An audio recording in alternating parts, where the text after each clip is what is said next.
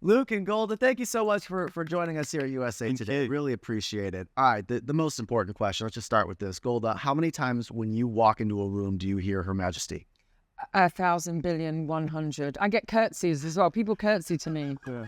And it's very strange. It's a very strange thing that happens, but, it's cool. It's cool. All part of the territory, right? Yeah, absolutely. All right, so just like overall, Bridgerton here as we get ready for season 3, part 2. Of course, when this sees the light of day, part 2 will already be out into the world. Just the idea that this show for a lot of the viewers is a part of like their self-care routine. I spoke with Claudia and Nicola about this as well. The fact that it's not just I'm going to sit down and watch it. It's I'm going to pour a glass of wine, I'm going to light a candle. Do you guys feel that from the audience in any way, or do you feel that as you're creating this in any way? I think you definitely feel it when we meet people in the street. I think what's lovely about it is that it's just an indulgent show, and I think it's quite refreshing because it's always referred to as a guilty pleasure. And I'm like, why guilty? Why are we all so guilty? Yeah, I think there's also. I think I always say this. It goes back to the writing, and Shonda Rhimes is brilliant of being able to write something that is relatable, that reaches out into the audience, to the world, and says, "Come, whoever you are, let's come and have a little." Come on in. Let's have fun. We've got a little bit for everybody. We got you. For season 3 specifically, because of it being split into 2 parts, because of also a bit of a delays for other reasons, does it feel like you've been like talking about this season for forever or no? Yeah. Are you ready to put this to bed now and move on to... Yeah, it's a long one. It's been really interesting to do it in this way. And I think, it's not that it's dragged it out, but it's just heightened it even more. We came out in the pandemic, and so everything was kind of happening outside of our little bubbles. So now through season 2 and season 3, we're getting to come and actually be in rooms and be on streets and have people come up to us. So, it's kind of just heightened it a little bit more, which I think is great. People seem to be... delayed gratification as well. Yeah. It's nice. I think it's a nice experience to be able to watch it and have this big cliffhanger. The amount of people that have said to me, I got to episode 4 and I'm really annoyed. Yeah. It's the next one. It's good. Feels like the world is like just kind of like that. Yeah. Waiting. Give us some more. Waiting. Yeah. As far as like that fan reaction, do you go online at all to see any of it? Not just reading reviews, although maybe that, but just like the fact that people create memes, and there seems to be like a whole meme culture around the show as well. Do you? I hear about it, but I do this. Yeah, I hear about it, but it's not something that I go searching for. Yeah, gotcha. Nor has it at any point ever just popped up, even when you're not looking for it, because that could, No, not to me. No. No, I think sorrows, prayers is something that I know is like a thing, but that's from Queen Charlotte, a Bridgerton story, and that sometimes comes up in the comments. I'm still saying, a year later, sorrows, prayers. Yeah. Overall for season 3, what has it been like to see Nicola and Luke in their roles as Penelope and Colin kind of, step into the spotlight? Well, it's the main pleasure of the show, isn't it? To seeing people, it's like this, every year to have that whole new different focus, and particularly with 2 characters that you've spent a lot of time with and watched them grow up. Which is probably the first season where it's not like, it is actually got this hinterland of 2 seasons before this relationship. So, it's really great to dive in. Yeah. And there's such phenomenal actors as well, and for them to be able to have their moment in the sun, and really shine as storytellers is fantastic. And I think they've done an amazing job. Exciting to watch. Yeah. Was there anything else different about creating season 3 compared to past seasons? Well, each season is different. That's the what's great about it. So it's difficult to quantify exactly what it is, but like the designs are slightly, there's these tiny little shifts and things. I don't think there's any other TV series that has a different love story. Regenerates, yeah. But then you have your core ensemble that supports that new storyline. And I don't think that there's anything else that is being made that is like that. So that creates its own excitement, doesn't it? For us as, regular people who have been there for a while, the old guard. you know, to have the kind of new life in being injected. It's great. It's really, really good. Does the dialogue get any easier? Yeah, I'm Yes. sort of more used to it. Are you more used to it? Yeah. It took a beat, though. Yeah. It took you had to think about that, though. No, because it's an interesting thing because you have Americans writing the English for English, but you've got this really lovely mix of Americanism within the English kind of language. So there are lines, you know, words that you're like, wow, okay, that makes Bridgerton what it is. Exactly, yeah. It feels like it has its own dialect in a way because of the marriage of those two things. And we've sort of gotten used to it. Yeah. I think that it is the sort of thing where the more you do it, the more you... And I think the writers now are writing for our characters, which is great. Yeah. And I think that kind of feeds into the meme culture that we talked about, too, because the fans pick up on that dialect and then they're able to create, you know, That's right. these things. What was it like to have Simone and Jonathan back in the mix for a minute? Yeah, it's lovely. I don't get to work with them. Oh, no, I did get to work with them briefly. Yeah, a little bit. No. She's never worked with me, ever. Yeah. But yeah, Simone and Johnny a little bit. No, it was lovely. It's lovely to have them back. Mm. It's really great. Lady Whistledown. There's so much that happens here in this. Who? Why is the Queen so obsessed with finding out who this is? I think it's a really interesting moment of the spoken word at that time being written down, right? You've got that kind of happening in history. And I think Shonda does it really well in this kind of, this is the first Hello magazine, That's right. you know, that comes out in this community. And it shakes up the time which the Queen is at the helm. So I think for her, there's a sense of how dare you, but also there's a sense of who is this, and I slightly respect her. Because this is a dangerous thing to be doing. And whoever it is, has the respect of the woman at the top of the food chain. And royals always have that figure, don't they? Yeah. It used to be sort of like the court jester. Isn't it? Yeah, It's like yeah. you're allowed to say certain things because you're the jester, and it's that sort of thing. Yeah. Isn't it? Where each monarch sort of needs a little. It's nice to have that figure that's sort of like slightly undercutting you. No, absolutely. And, you know, I think for this season, mirrors you know, when the mirror is kind of put up against you and you see yourself. Self-reflection. Yeah, the kind of self-reflection. Whistledown does that for the whole community. That's right. Yeah. And I think that's an interesting kind of, push and pull, complex relationship that we all have with her. And then, of course, Luke, you know, it's interesting here you talk about past seasons with Colin and Penelope. There's been a lot of speculation about your character throughout the first couple seasons. And then season 3, part 2.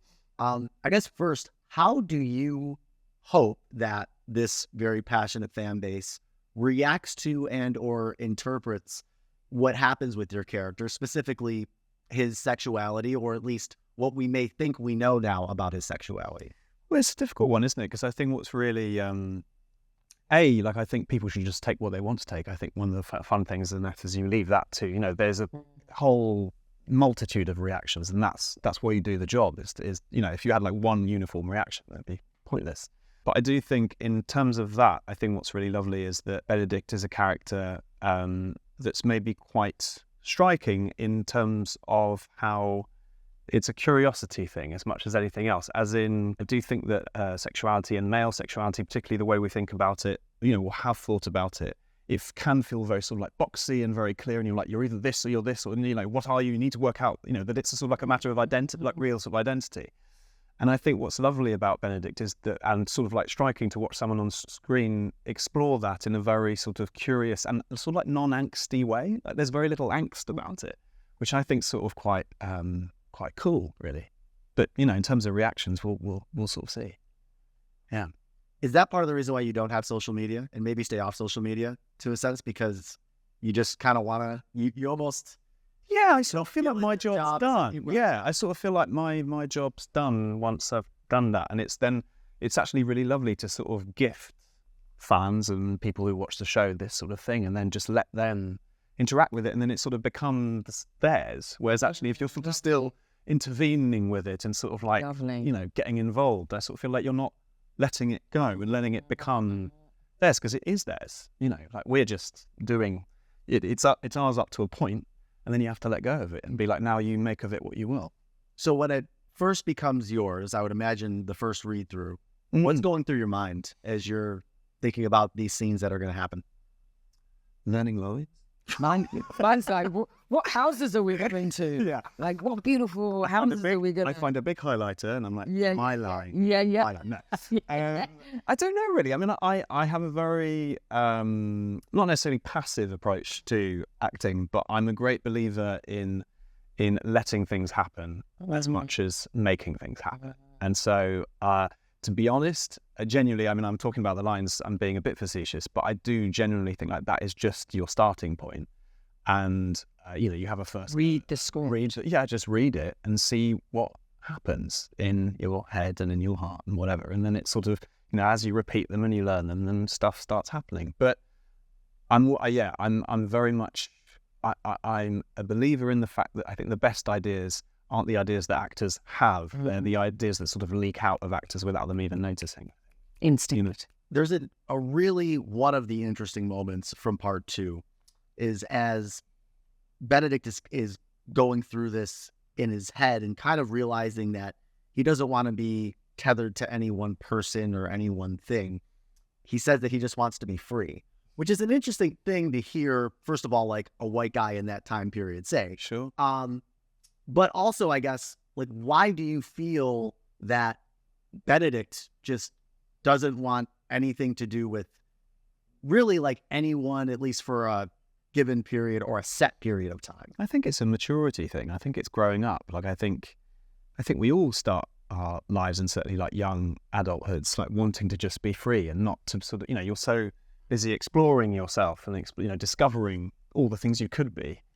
And so actually sort of starting to sort of establish roots is something that is synonymous with growing up and getting a bit older. And I think for, when you're younger, certainly I think that's, oh no, I don't want to do that. I don't want to be bound to anything. I want to be able to keep exploring. I was saying earlier today, like I think the analogy I keep thinking of is like when you walk into a bookshop and, you sort of think, oh, I want to read all of them. Like, which ones do I pick? And like, I just want to absorb it all. And you can't, like, you have to pick, if you're a reader, a certain list of books that you will read in your life, and those will be the books that you read. And you can't absorb everything. Like, you have to make choices and commit to something, I guess. But that's something that's really difficult about Benedict. And I think it's funny, like, he's got this really good line to Eloise where he says, oh, love is not finite. And obviously, in the context of that conversation, it's a really nice thing to say to Eloise. But actually, it's not true. As in terms of his structure, it's not true. Like, love is, like, it is finite. Like, if you really want to find yourself and discover yourself, you sort of have to accept that there comes a point where you have to make a choice and commit. And I think it's sort of really exciting to see Benedict slowly go on that journey because, in many ways, he's free, but he's also a little lost maybe. And so, we'll sort of see what happens with it. How well do Benedict and Colin know each other? Is that interesting scene where they both sit down and Colin wants a moment to himself and they kind of both ask each other like, you okay? Are you okay? Yeah. It's like, it's almost like they know, but this is a line that we have, like, especially when I do radio sometimes. Sometimes you have to say it without saying it. And it felt like in that moment, they said to each other that they understood that they were each going through something without saying it. Yeah. Yeah, it's funny actually because I remember in that scene as well. Then they don't reveal it. Neither of them reveals what it is, and then Benedict just gives him a kiss on the forehead and a hug, and you're like, it's right. It's that thing where you sort of think, oh yeah, you can't. Sometimes you don't need to really sort of like talk or analyze what it is, and actually it's enough to just know that I'm there, you're there, we're here together, and it'll be all right, hopefully. It's those sort of, it's a nice moment, I think, because you're right. There's a sort of like simultaneously being very guarded with each other, and then just that little moment where actually you're like, oh yeah, no, but we know. Golda, so now that the Queen knows, Penelope has come out. Yes. And that power dynamic that we spoke of does that just simply disappear, or can that manifest in other ways?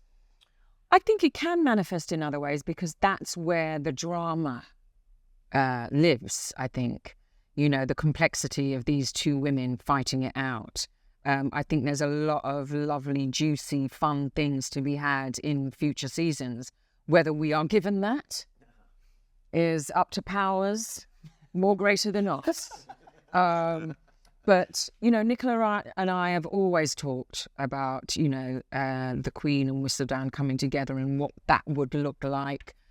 Sitting down, the Queen summoning Whistledown for cups of tea or afternoon tea at the palace, or, walking in the park, or whatever it would be. But yes, I know that Nicola and I would love that to expand a little bit more. Mm. And I guess just for the two of you, as we wrap up here, as we come to the end of part 2 of season 3, I mean, what did you make of Whistledown? I guess like Penelope, the big speech in the ballroom, and just kind of everything coming out there, and the way that it didn't seem like there was a very tidy, obviously with one other character introduction. Otherwise, it seemed like there was kind of a tidy end to this season in some senses. Some ways. There's some ways. I know that, the Queen does a kind of Arnold Schwarzenegger, I will be back. I'm still watching. We almost of course, where else is she, Yeah. So we'll see. That leaves the door slightly ajar. Mm-hmm. It's funny. I also think those moments, that big moment, the ball, sort of, I love how it sort of then pings back to previous seasons as well. Like I was watching that, I was like, I suddenly thought Daphne and Simon in the rain. Yes, and I love that like the seasons, because of this sort of regenerating thing, that they can sort of speak to each other, and you sort of both watch the show that season and then sort of like little flashbacks from this is another one of those big moments. Yeah. It was great filming that scene to watch Nicola really, come out, I suppose. Yeah. Me, that's right. It's like, it was a very special moment because we'd been waiting for it. All right, for the two of you, what's next for the both of you? Just in your lives, professional or? I'm going on holiday. Great. To Barcelona for 2 weeks. Nobody call me. Can I call you? You can come with me. Do not disturb. Do not disturb. I'll probably have a break, and then at some point. Yeah, you have a birthday coming up, don't you? I do have a birthday coming. Do you? Yeah. On a day that Americans usually have circled on their calendar for other reasons. I know. It's disgusting. I'm sorry. Why make it about them? Right? I was going to ask, what your thoughts were about that. You have my thoughts. Yeah. There you go. Quote me on that. Well, I hope you have a great birthday regardless. Thank you. Congratulations on everything with this show. And of course with Queen Charlotte as well. And thanks for stopping by. Real pleasure. Yeah. Thank you.